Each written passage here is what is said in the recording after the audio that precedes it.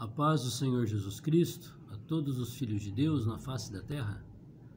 Aqui é o irmão Xavier do Projeto Vida. Nós estamos lendo a Bíblia, a Palavra de Deus, Novo Testamento, livro de Atos, capítulo 26. Depois, Agripa disse a Paulo: permite-se-te que te defendas. Então Paulo, estendendo a mão em sua defesa, respondeu. Muito rico, né? Aqui Paulo vai agora pregar o Evangelho, a palavra de Deus, a ressurreição dos mortos, o juízo final para o rei Agripa. O Senhor tinha falado para Ananias que era para ele ir lá e batizar Paulo, porque ele seria testemunha diante de reis e muitas nações. E o Senhor aqui está usando Paulo, como havia dito. E Paulo estava preso, ia ser enviado para Roma, para César Augusto, o imperador romano, para ser julgado por ele. Um julgamento sobre que assunto? Ressurreição dos mortos. Esse era o pecado de Paulo. Os judeus que tinham feito da Bíblia, da palavra de Deus, uma religião, estava perseguindo aqueles que creram no Senhor Jesus como Messias, como o enviado de Deus, o Cristo Salvador. E porque eles não creram, não o receberam, sofreram uma pena capital. No ano 70, na nossa era, tudo foi destruído pelos romanos. Sobrou nada dos judeus, porque rejeitaram o Rei da Glória. Nós já estamos no ano de 2020. 2000 anos se passaram, a nação foi restaurada. Hoje é o Estado, o país Israel. E o templo está para ser reconstruído, para que toda a palavra de Deus se cumpra, igual está cumprindo aqui na vida de Paulo. Você vai ser testemunha diante de reis. A palavra de Deus também vai se cumprir nos nossos dias. Vamos ver o que o Senhor fala conosco por meio dessa palavra que Paulo falou para o rei.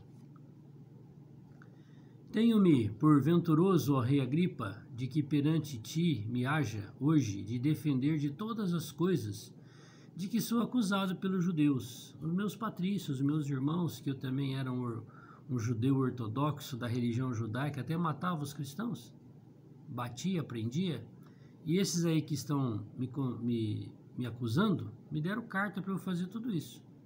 E na lei de Deus está escrito que não é para bater, não é para matar, mas eu fiz tudo isso com a ordem deles. E agora eles estão aqui me acusando para me matarem, porque eu prego Jesus Cristo ressuscitado. Mormente, sabendo eu que tens conhecimento de todos os costumes e questões que há entre os judeus, pelo que te rogo que me ouças com paciência. Por que o rei Agripa sabia das coisas da lei dos judeus, da palavra, do ensinamento, do Pentateuco? Porque a sua mulher era judia. A minha vida, pois, desde a mocidade, qual haja sido desde o princípio em Jerusalém, entre os da minha nação, todos os judeus sabem. Todo mundo sabe quem sou eu. Eu sou o perseguidor Saulo. Fui enviado para Damasco com carta aberta dos anciãos, com autorização também dos romanos para eu fazer isso, porque eu era um soldado romano.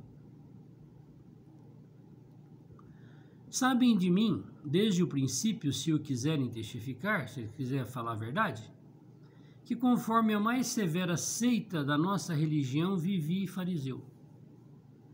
Então ele não era só um que se declarava fariseu, ele era um praticante. Eles queriam, quem não for judeu é imundo, é gentil é imundo, é porco, não pode nem cumprimentar, nem pegar na mão, nada. E havia essa perseguição religiosa que os judeus fizeram da palavra de Deus uma religião. Deus não fez isso. Foi por isso que Deus os castigou e o templo foi destruído e eles perderam a sua pátria. Igual aconteceu com Nabucodonosor. E agora, pela esperança da promessa que por Deus foi feita aos nossos pais, estou aqui e sou julgado. Qual que é a promessa que Deus havia feito para os pais? Para Abraão, Isaque e Jacó, de que o Messias viria, que o Cristo seria enviado, o Salvador viria. E ele chegou, e eles mataram ele na cruz.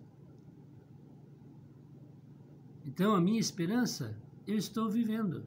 que agora aquele Cristo que eles mataram está dentro de mim, é o Espírito Santo, a qual as nossas 12 tribos esperam chegar, servindo a Deus continuamente dia e noite.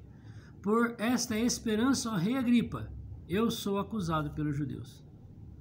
Eu desfruto da esperança porque eu crio no Senhor e eles não creem, perseguem os que creem e agora estão querendo que o Senhor me execute, que o Senhor me mate. Pois que, julga-se coisa incrível entre vós que Deus ressuscite mortos? Até nos profetas, no Velho Testamento, houve ressurreição de mortos por meio dos profetas. Até um homem que morreu e foi colocado na cova, não me lembro se foi com Eliseu ou Elias, quando tocou nos ossos do profeta, ressuscitou. E agora eu estou dizendo que o Cristo que eles pregaram na cruz ressuscitou, e eu estou sendo julgado por causa disso? Essa era a acusação. Bem tinha eu imaginado que contra o nome de Jesus o Nazareno devia eu praticar muitos atos. Quer dizer, eu era um perseguidor daqueles que seguiam Jesus o Nazareno. O que também fiz em Jerusalém, e havendo recebido o poder dos principais do sacerdote, encerrei, prendi muitos dos santos nas prisões, e quando os matavam, eu dava o meu voto contra eles. Se eles quiserem falar a verdade, eles vão dizer que eu mandei fazer isso. E aí, o senhor não vai condená-los por eles mandar fazer isso? E castigando-os muitas vezes por todas as sinagogas, os obriguei a blasfemar. Olha, por isso que Paulo fala que ele pecou contra a igreja, contra o corpo de Cristo, contra Deus, porque ele matou a igreja, ele bateu na igreja, que é o povo de Deus, não é religião não. E enfurecido demasiadamente contra eles, até nas cidades estranhas os persegui. Então Paulo ia de cidade em cidade perseguindo quem era o seguidor de Jesus de Nazaré, que tinha ressuscitado. Sobre que indo eu então a Damasco, com poder e comissão dos principais sacerdotes, Paulo enfatizava, olha, eu fazia tudo aquilo com ordem desses daí que estão me acusando agora, que querem matar eu.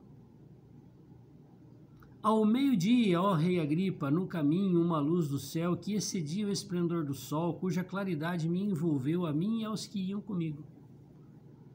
E caindo nós todos por terra, ouvi uma voz que falava em língua hebraica e dizia, Saulo, Saulo, por que me persegues? Dura coisa te é recalcitrar contra os agrilhões. E disse eu, quem é, Senhor? Está vendo? Quando ele invocou, Senhor, ele foi salvo. E ele respondeu, eu sou Jesus, o Nazareno que se persegue. Aí Paulo entendeu que quando ele perseguia os filhos de Deus, os cristãos, ele estava perseguindo o Senhor Jesus. Mas levanta-te, põe sobre teus pés, porque te apareci. Por isto, para te pôr por ministro e testemunha tanto das coisas que tem visto, como daquelas pelas quais te aparecerão ainda. E agora Paulo estava dando testemunho daquilo que tinha acontecido com ele, de que maneira que o Senhor falou com ele. Ao meio-dia, numa luz do sol, uma glória mais brilhante que o sol envolveu ele e todos que estavam com ele. Livrando-te deste povo e dos gentios, a quem agora te envio, para lhes abrir-lhes os olhos das trevas e os converteres à luz, e do poder do diabo a Deus, a fim de que recebam o perdão, a remissão dos pecados, e sorte entre os santificados pela fé em mim. Então o próprio Deus, que é Cristo, falou para Paulo, olha, agora todo mundo que quiser ser perdoado dos pecados tem que crer em mim, como você agora está crendo. E você vai falar essa palavra para todas as pessoas, para todas as nações, para que muitos sejam salvos. Pelo que, ó rei Agripa, não fui desobediente à visão celestial. Então aqui Paulo, a primeira coisa que Paulo fez foi falar que Jesus Cristo havia ressuscitado, que Jesus Cristo é Deus, que a igreja é o povo de Deus, é o corpo de Cristo, é um povo só. E ele, na sua ignorância, perseguia os cristãos. Mas ele creu no Senhor. O Senhor apareceu para ele. Então, essa é a coisa mais importante que pode acontecer na nossa vida. Você se diz que é um servo de Deus. Uma serva de Deus. Você não tem essa experiência de Deus ter aparecido para você? Falado com você? Você sentir a glória de Deus dentro de você? Você não tem experiência, você não tem realidade. Como é que eu tenho essa realidade? Veja que Paulo teve essa realidade perseguindo. Quanto mais contato a gente tem com uma situação, mais a gente conhece aquela situação. E Paulo tinha muito contato com os cristãos, matando, prendendo. Aí o Senhor apareceu para ele, aí ele entendeu por que aqueles que ele matava, prendia e batia, eram fiéis, mesmo apanhando, batendo e morrendo. Apanhando e morrendo. E sendo presos. Aí Paulo entendeu. Eles têm esse espírito dentro deles, que é Deus, que é Jesus o Nazareno, ressuscitou.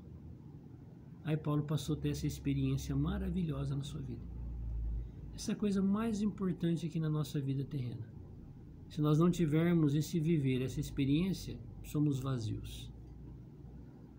Deus Todo-Poderoso, o Senhor já apareceu para nós. O Senhor já vive em nós. Nós já sentimos a Tua glória, a Tua presença dentro de nós e fora de nós. Senhor, aumenta essa intensidade. Todo o tempo, Senhor, nós queremos estar ligados a Ti.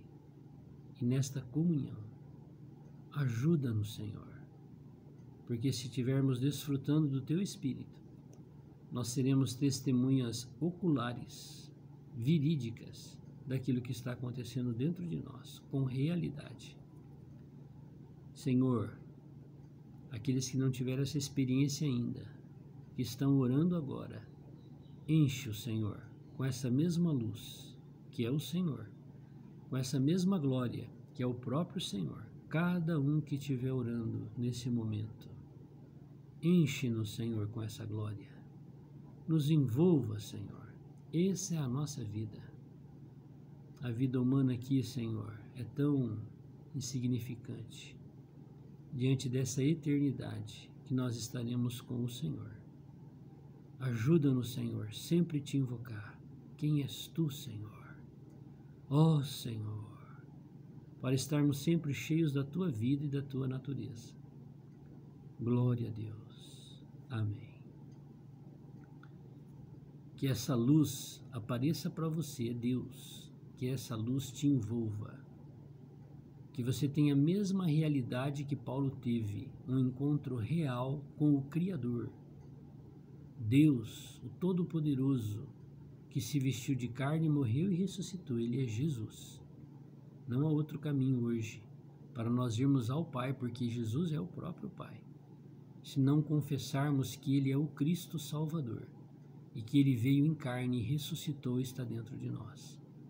Esta é a maneira de nós termos os nossos pecados cancelados, perdoados por Deus. Louvado seja o nome glorioso dele. Amém.